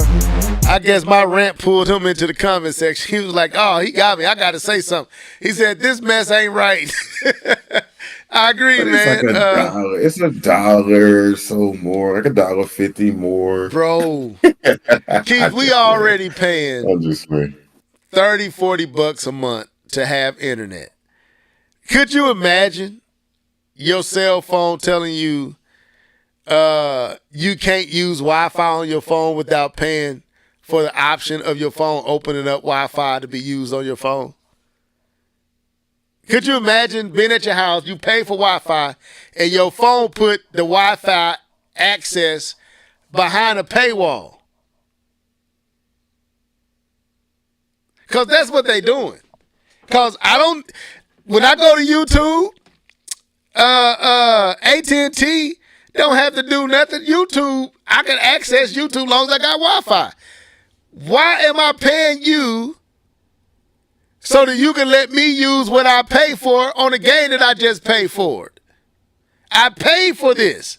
I have internet. Why do I need to pay you to play online on a game I just paid for? I just gave you $79. I paid for internet. Now I gotta pay you $80 to access the game I just paid $70 for to play on. So man, no, bro. But you're not paying for internet. You've already paid for internet. What you're paying for is to access a server. Right. It's kind of like it ain't Sony's server. Somebody's server, and servers ain't free. Right, but okay. My point is, you're right. But my point is, 2K is not charging me to access their servers to play their NBA game. I gotta pay Sony to let me run internet on their system to access 2K servers. So I'm paying Sony to open up the internet so that I can access a whole other group's servers. Well, I was going to say you paying Sony for security, but we know how well that lasted. Right. That too. I don't need your security ain't worth it because that's why I don't put no credit card, no nothing outside of all they got is my email address. They can't steal nothing but old messages I haven't read. But my point is, okay, that's fine if you're gonna put that access behind a paywall. But why are you forcing me to pay $80? Can't you if I just want to access internet, why can't that be like $20 if you just want internet to be opened up on your system, $20 a year? Because it's not internet that you're paying for. Again, it's kind of like, okay, so I know I'm not paying for the internet. I'm saying you to allow my internet to be used on the system. That's what I'm saying. So, like Google, most people in this country, I would say 95% people, and I just made that percentage up out of my butt, has a Google account, right? Right. So Google account, that space, your name, your information is occupied by you. It's not free, even though you don't pay for it. But somewhere in that contract, I'm pretty sure it said that we are using your information, we are selling your information, and that's why you get those ads. Sell away. But that's the thing. So you could take it that way, or you could say, "Hey, Sony, I don't want ads. I'll just pay for it." Right? But they giving us ads anyway. I can't. What kind of ads are they giving you? Because I don't have a PlayStation to know. Okay. If they're giving you ads to sell you games that's on their system, that's different. If they're giving you ads about Nikes that you looked up when you was in your room, no, they're not doing that. But they definitely giving me ads about Sony stuff, and I don't even have right now. I don't even think I even have. Do I got online? No, I don't think I got online on my PlayStation. Right? I think it ran out. So, but I still get ads for stuff because it's hooked up to the internet. My Sony PlayStation is hooked up to my internet. So they can utilize my internet to sell me stuff, to point stuff to my face. But they won't let me utilize my internet to play an online game without paying them to do it. But they can advertise to me all day on my system that I can't play online. But they're advertising 9 times out of 10 Sony games and third-party games. They're not advertising to you go buy this hammock. No, I know. I said they advertising Sony or Microsoft and Nintendo. They advertising their stuff. But maybe okay, you using my internet to do it. Without my internet, you couldn't update your stuff to send it to me. You need my internet, which I'm paying for, to advertise your stuff. But you won't let me use my internet to play the game that's online. Okay, Mario Kart. You won't let me use my internet to get online on Mario Kart without giving you $20, even though you're utilizing my internet to push product in my face. And you ain't paying me nothing. Well, you got to give me something on this. You got to give me. No, you paying me. No, they not paying me for my. They not helping me pay this internet bill. Look, we should have talked. See, this we didn't have much to talk about, but we have discovered something. You are charging me to use my internet to play the game I bought. Yet you are using my internet to sell me stuff.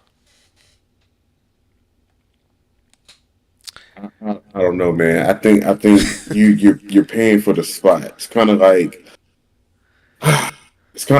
parking. Like if you go downtown, you have a sidewalk. I have a car. I want to get out of my car, but you won't let me get out of my car until I give you some money to park. I have to give you money for the space. So you're paying for the space. But there's free parking on the side streets. You don't have to pay. That's my point. If I want to pay for the security of a parking lot rather than parking on the street, cause there's a bigger chance of my car getting hit if I just park on the side of the street. But even there is unlikely. It's not a likely thing, but it can happen. Just like it may be more likely for me to get my car to get broke in if I park on the side of the street rather than park in a secured parking lot. But that should be my option. I give you another example. Okay, you're right. I give you another example. So it's for the parking. It's not even that. Let's say like there's an arena or something going on down. Beyonce's in town, right? You know they finna charge crazy for $20 parking here, $50 parking here. Yeah. They're gonna charge crazy because they don't want just anybody in this parking spot. They want people who want to pay in this parking spot, right? Right. Let's take GeForce Now. GeForce Now, I believe, still has a free tier, but with that free tier, you get you only get to play for an hour, But if you pay for it, you can play as long as you want because you paid for the spot on that server. Okay, right? So now you're paying for the spot in that server. They can only free up so many resources, and they're only going to do it for money. They're not going to do it for just any random person just doing it. Just like at that Beyonce concert, you can't park in front of the building unless you're paying. Let me ask you this. You gotta walk. Let me throw a part that you leaving out in your equation. Okay, come on. Is the Beyonce concert parking lot connected to my driveway? Because I'm not letting you get off of this.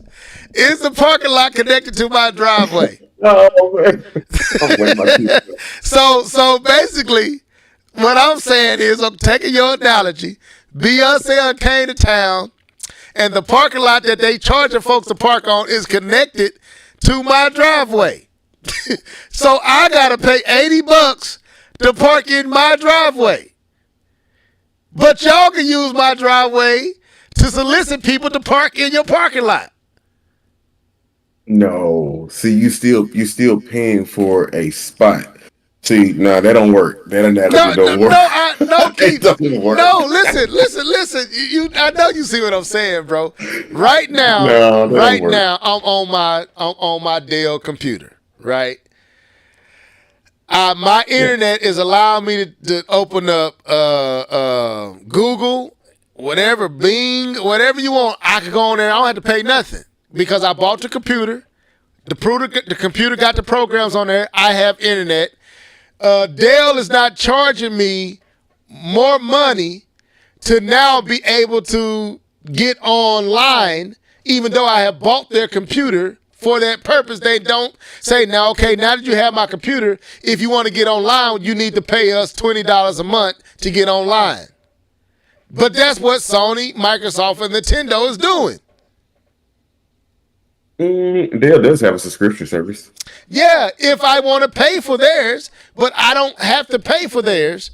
I can get online just by having a computer and on internet.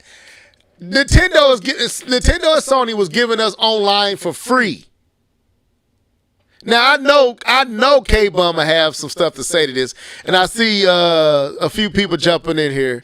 My point is, they should have an option for just online. No perks, no nothing, just bare bones. You bought a game, Call of Duty, you want to jump online with your friends. Sony does not run Call of Duty servers. That's Activision. So if I want to access Activision servers, my internet, if I got a PC, I can do that. Nah, that's different. Why is it different? Nobody owns PC. Sony owns PlayStation. They own. Nobody owns PC. But Nobody Sony, owns PC. So basically, Sony still owns my box under my TV. Yes.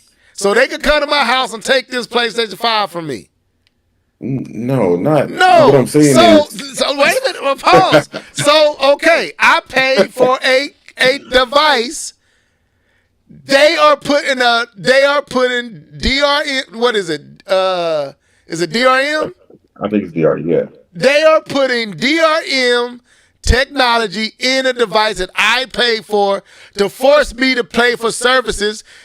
They don't even, Keith. They don't even run. If I'm playing Call of Duty, Sony does nothing at all when I access Call of Duty servers. Sony does nothing. But you're playing it on PlayStation, which is a contract between PlayStation and who was it, Blizzard or Activision, whoever the servers are. So you're going through Sony. So it's like you're not just like on PC. You're playing the game. You're just playing the game, and you're going through Blizzard. I think it's Blizzard. Somebody correct me if I'm wrong. But with Sony, you're playing it in their yard. You're in their yard playing Call of Duty. You know what I'm saying? You're not in nobody else's yard. You're in their yard playing Call of Duty. So if you want to play it online, you have to abide by their rules. That's why. And Nia posted in there, PC Master Race, baby. Listen to this though. Let me ask this question. Nia just posted something I want to get at. Now maybe this may be what you're saying. You should only be paying for cloud, party, chat, etc. But just connecting online should be free. Okay, so I agree with that because Sony does provide the chat rooms and the ability to connect with your other Sony friends. So they should have a tier for just that bare bones interaction. I want to jump on my PlayStation. I want access to my friends and the games they're playing. I don't need the free games. I don't need all the other stuff that comes with Essential. Give me a tier below that that's just call it bare bones. Internet, voice chat, connect with your friends. That's it. There should be a price for that. $20, $19 for a year. I think that's because all you getting is chat room and connecting with friends and the servers that they're in. Internet, they already letting you use your internet, but you can't use it. But they use it. They ain't giving you no kickback, but you got to put your internet on there. Matter of fact, when I bought the Xbox One, I couldn't even play. I couldn't play Killer Instinct because I didn't have because it was something wrong with the server, with Microsoft servers, and I couldn't connect my internet, so it wouldn't even let me play my game. Well, that's. I think that's a completely different. I know. I'm just saying. But I'm just saying. no, So, Nia posted something. She keeping us on our toes. Also, you want to shout out Fred real quick? Yeah, Fred. What's up, Fred? 2015. I got my stuff back now. Figured out what was going on. Welcome to the show. Go ahead. But now she said she brought up Warzone. So now I don't know too much about Warzone, but Warzone, just like Fortnite, just like any of those free-to-play games, they're free to play because they're hoping that you spend money on the back end. So they're not asking for anything up front. So you may not need to use any type of Sony service or Xbox service to play free-to-play games because they're hoping to get money on the back end. What's up? Hold up, real quick. What's up, DJ Fanatic? I ain't forget about you. Welcome to the show. I saw you up there. What's up? Go ahead. Yeah, but that's all I'm saying is that you're playing games in their yard. Xbox, you're playing games in their yard. Even I got to pay for Game Pass because I'm in their yard and I'm on PC. That's Game Pass. But like Nia said, Activision, Blizzard, and others have their own servers. But you're still playing in Sony's yard. I know, but Sony is only it ain't even a yard. Sony fence happens to be connected to Activision's fence, and all they got to do is open the door. You want to kick your ball, it ain't even in Sony's yard. You just need them to let you through their fence. You ain't even playing in their yard. All you said is, "Hey, let me through the fence and get my kickball that I just threw over there." And Sony like, "No, you got to pay me $20." Like, bruh, I'm not even in your backyard. I'm just going through your fence to play in another backyard. But you had to go through my yard to get to their yard. So that's I'm $80. That's hey, $80, man. Listen. Sony is tripping, man. Sony is tripping. This makes me feel like, why do I hate on Nintendo? And they $20. Cause this is they don't give you nothing. They don't. But Sony ain't giving you nothing worth no $80. That's worth at the $80 tier. To me, that's equivalent to Nintendo. I would love to hear K-Bum thoughts on this, because this is gonna affect him as much as he play online. Having to shell out another $20 to continue to play online. I mean, is it a lot? Yeah, it is. He probably got premium, so it's gonna be $40 for him if he got premium. Yeah. So, but you know what? When this news broke, he didn't say anything about it. I don't think so. He on vacation, so he ain't probably even keeping up. I saw this and meant to send it to you guys, but I got busy at work today. $80 for Essential, $160 for Extra. I mean, Extra jumped up $60, bruh. You mean, $135 for Extra, $160 for Premium. So Extra jumps up $35. Premium jumps up $40. Why didn't they just add $20 to each one? You in their yard, they can do what they want to do. You willing to pay? Somebody gonna pay. Somebody gonna pay. They about to not have no online. PlayStation ain't putting out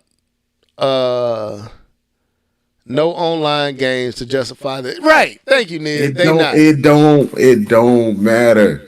Somebody gonna pay. They just made a PlayStation portal so you can stream games in your house from your PlayStation 5. Somebody gonna buy it. It ain't gonna be me, but somebody gonna.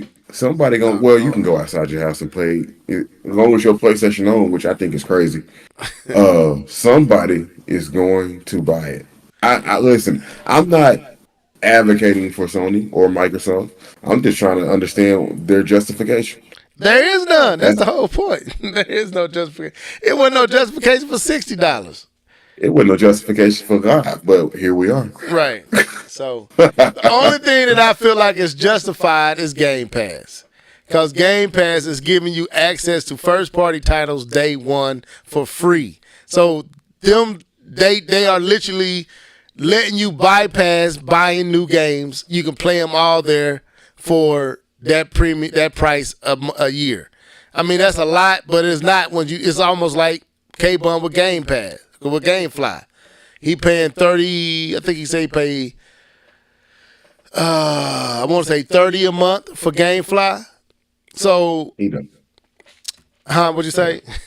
I was gonna say I think he the only person still using GameFly. Folks don't even know it still exists. I know Shaw was using GameFly too. Let me see. 30 times 12. So K-Bum playing 360 a year, if that's right. A year for GameFly to get any game he want to play. I think 2-3 games at a time sent to his house. He can keep them as long as he want them. I mean, he as much as K-Bum play games, that's a steal for him, especially with these games being $70 a whop now. So if K-Bum plays 10, 12 games a year and he getting them all through GameFly, K-Bum made his money back because that's about $500. That's a little over $500. That's way over. That's about $600-700. About $600 a year. He only paying $360 a year to play those games. So that's a good trade off. But yeah, man, this is weak to me. This is weak, and it don't make sense. Let me read what some of these people down here said. Fred said PlayStation 3 was free online. That's right. I missed them days. Nia says they moving so weird right now. Absolutely. It's just greed, man. It's greed. That's really what it is. They making all this stuff just too expensive to the point you ain't gonna be able to afford this stuff unless you making 6 figures a year. So any other thoughts, man, before we get out of here? We went 2 hours. I don't know how we got to 2 hours, but we did. It was a fun topic at the end. I forgot I had a GameFly account. I just opened it up. I had to reset my password. Oh, you got it? Okay. Yeah, I didn't even know I had one. How much is it a year? Let's look at their subscriptions. I think it's 30 or something like that. Oh, I have no active plan. Let's reactivate it. Okay. So one rental at a time is $17 a month. 2 rentals at a time is $25. So that's the standard. You got the Elite, which is 2 rentals at a time, $32. Wait, what? I had to look at this. So I think K-Bum has the Elite. I think he can have 2 games out at a time, if I'm not mistaken. So if you beating the game like he beats them and plays them, he getting his money's worth. Because he ain't paying for much of these games. He getting them through GameFly. He try them out. He didn't lose nothing for Splatoon like we did. I don't think he paid for Gears of War. I think he said the only thing he bought was Madden this year. So everything he's been playing is from GameFly for the most part. So he making his money. He getting his money's worth out of his subscription. But for me, I don't think I'm gonna be getting $80 worth from PlayStation Online, even though I would have to pay it just to play every now and again with K-Bum or you. If I had a game, I'm not getting $80 worth because I'm not online like that. So just like with when we had just on principle, we wasn't getting Nintendos because they didn't give us voice chat. But I'm like, shoot, I'd rather drop. I wouldn't mind dropping that 20 now. Shoot. How many Netflix movies have you watched in the month of August? In the month of August, at least 15. Original And old. I watch some Netflix, bro. Yes, I do. I get my money's worth out of Netflix and Disney Plus. Now, maybe not HBO Max, but I get my money worth, man, out of Netflix. I didn't. I had that. I got my subscription lapse, and they paid it anyways. And I was like, dang it. No, I wasn't even trying to watch it. My girls will lose their mind if Netflix wasn't on that TV. They Ninja Turtles. They watch all their cartoons. That's their cable now. We don't have cable. We got Netflix, Disney Plus, and HBO Max, and then I got Paramount through some family members. Prime through some family members. So yeah, we Netflix and chill for real. So anything else before we get out of here? Are we done? Are we finished? Or are we done? I think that's it. I need to get up and get ready. Okay. So anyway, that was the show for tonight. I hope that y'all enjoyed it. I hope y'all looking forward to that Mario Wonder. It's good to see Microsoft winning with Starfield and the reviews. And Warhammer is definitely going to get bought. And what else? And Sony tripping with these hikes in their prices. They tripping. What else you got to say, Mr. Norris? This is my sign off. I sign off. Yeah, man, I'm excited for Mario Wonder. I'm excited to play Starfield next week. I was tempted to play it tonight, but I'm not gonna pay no money. I can wait. Although it is a 4-day weekend. Anyway. Yeah. But anyways, yeah, man, it was a great show. Great topic. Back and forth about online pay. Should we pay? Should we not pay? Sony tripping, Nintendo tripping, Microsoft tripping, everybody tripping, trying to make me pay online. Google was tripping with Stadia. But no, it's a good show, man. Can't wait for next week.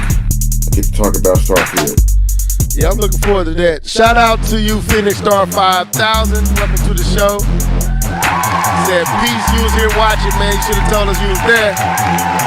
Nia said, y'all made that 2-hour stretch. Yeah, we did. I guess y'all got me into a rant.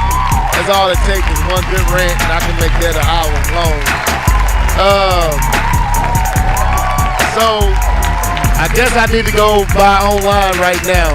If I want Sony online, I think I need to go ahead and go purchase online so I don't have to worry about that for a while. September 6th is literally next week. So yeah, I'm gonna go buy that probably this weekend and get my online subscription back up. But yeah, that was the show tonight. Shouts out to DJ Fanatic, the video game her, Fred, who else is in the Phoenix Star, and all the rest that was in here on tonight. Thank y'all for tuning in. LT 1984. K-Bum 20, where he's at, Island Steve.